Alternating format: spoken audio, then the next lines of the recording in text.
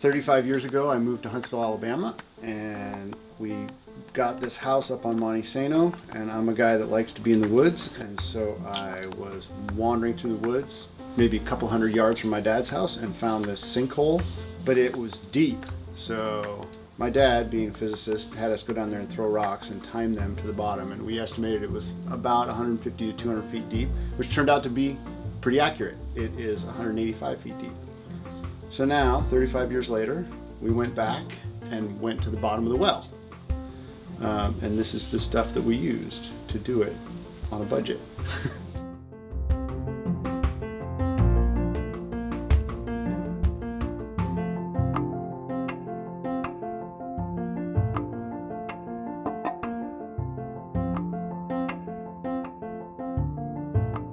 We set up a rope in the backyard here to practice on to get the system down.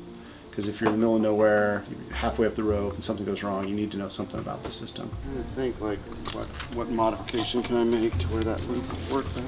I was thinking maybe like a plastic. Just pop my pant in. You painted still. Whoop, there we go.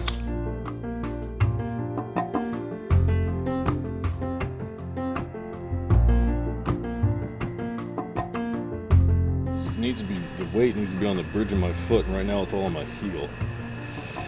You're a lot taller than everybody else. More.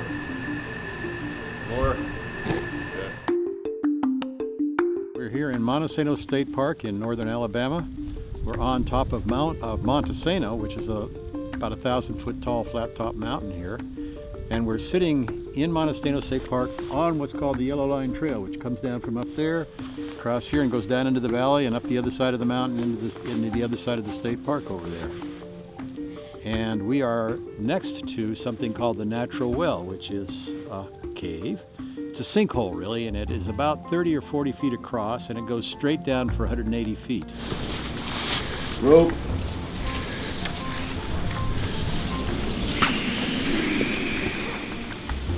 I am going to be the first one in the pit, so I'm going to be wearing both our rappel gear and our ascension gear, so just in case we get down and there's something, I don't know, crazy albino alligators or whatever,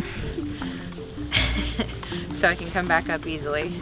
This is our chest harness. This is for the ascent, so you wear it over your shoulders. This goes into the rope, so you've got a pulley mechanism to help you go up. I went online and looked at these guys' systems that they use for caving, which are way better than the tube Prusik system that I'd used for all those years. So I tried to recreate it in a budget-conscious fashion. Handcrafted by the best. This is our light bag. We've got some identifying glow sticks for raves, for climbing, whatever you need. Extra batteries. Yeah. And of course we have our backups as well, so we're ready. I'm just going to go over the edge now to make sure that the rope is all the way to the bottom, not hanging, not cut up in anything.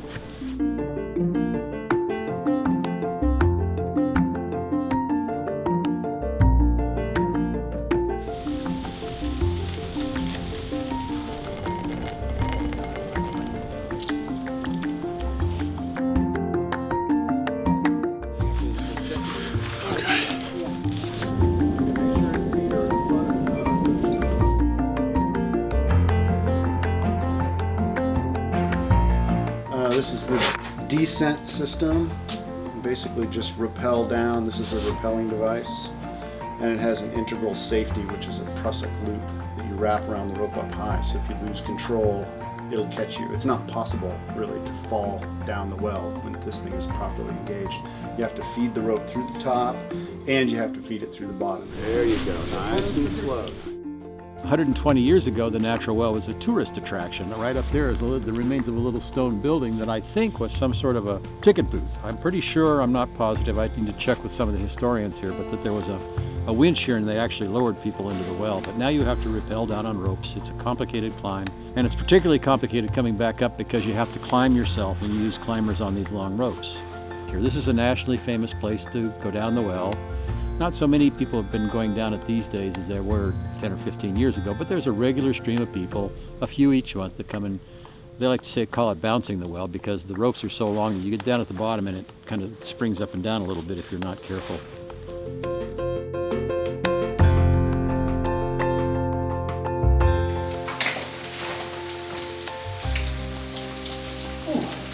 Welcome to the pit.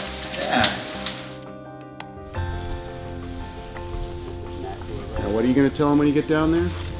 One word commands. Perfect. No more sentences. No more sentences. Just one. Just one word commands. Yeah, it runs all together. All you hear is I'm going to work out the home.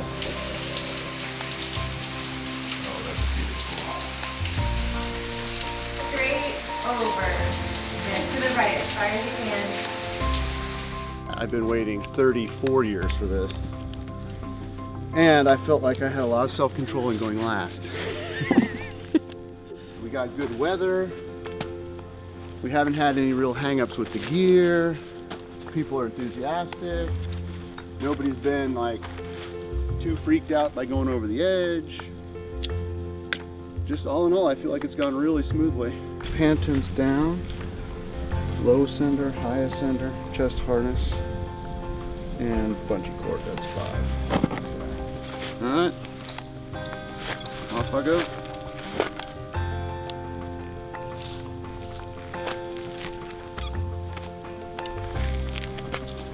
$30 years.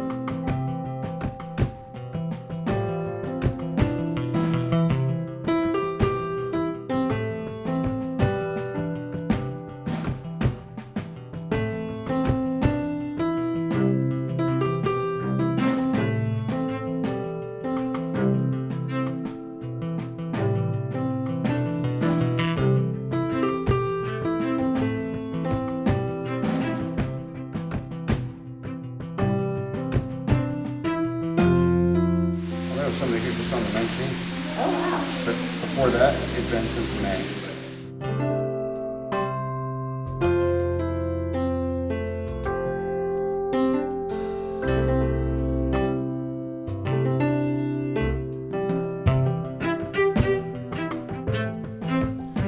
We did a tiny little bit of a belly crawl, and there were some formations along the side which were very cool. Some stalactites. There was a couple of other little things in there that were very neat. And it looks like there's another kind of a little hole like this that continues to go, but Yeah. oh cool. I saw that gigantic hallway. I was pretty happy with that. Cool. All right. Coming back out.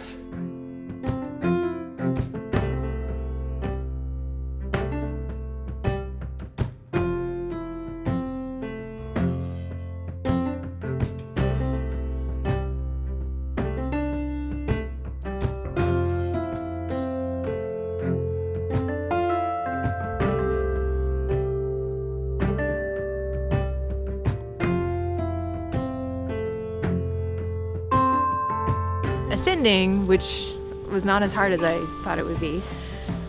Again, about halfway up I saw a lot more, so I saw some formations on the side, maybe halfway down into the well, so that was very cool. Getting over that ledge though, whew. Worst. It's totally the worst. These are the ascenders we used to come up out of the well. One is up high, and you use to kind of could collect your progress. The other one's down low and you got a foot loop on it. There were two hard parts, going over the edge and coming back above from below to the edge. Those were the hardest parts. Everything else was easy. Well, relatively speaking. I mean, it was hard, but I didn't feel like I was definitely gonna die. When I went down, I felt like, okay, well, let me make peace with this. And I did, and it was fine. There's a waterfall inside. That was my favorite part, going to see the waterfall. And the little animals. We saw a bat, we saw salamanders, we saw little cave crickets, and a cave moth, and a weird albino worm. And I was really excited about all of those things. It was awesome. It's difficult. Pushing up over the ledge here was very difficult because you have no energy left, and that's the hardest part. Got it. Perfect, perfect, perfect. I'm completely wasted, muscularly speaking. Yep. There you go. Yay! Yep. You're on the ground, isn't it awesome? Oh, I don't even have the energy to finish the damn roll. There it is. All right. Almost. You're so close. No, this under. Perfect. That was a good time. The pant thing. Panton. I hate that so much. I know. The reason it took so long is it popped out every third step. So I had to reset it. And I was running out of energy just trying to hold the rope up to reset it. Dude, that is way more graceful than I came out. I don't know, man. This is a foot panton. It's a ascender that goes on the inside of your foot right here that clips to the rope so that you can step up the rope. And it only slides one way on the rope. So you put the rope in there, right? So if you're down here, you can go up the rope but not down, up the rope, not down, up the rope, not down. Unfortunately, it malfunctioned on the trip and kept falling off the rope, and I think it's because it's too loose. Had the panton not failed, we all would have made it out of there in probably 15 minutes each. Because the panton failed, it took about twice that. It was a little more tiring. And also, because again, budget, we only had one system for 5 of us, so we had to pass it down in a bag each time. So one person comes out, takes off all the gear, puts it in a bag, lowers it down to the next person. They gear up and come up. So with 2 systems, it would have been faster. But really, I mean, it was a success. Got to the bottom of the pit, saw what was there, what I wanted to see for 30 plus years. It was cool. I don't think it'll be the last pit. We all made it! Yay!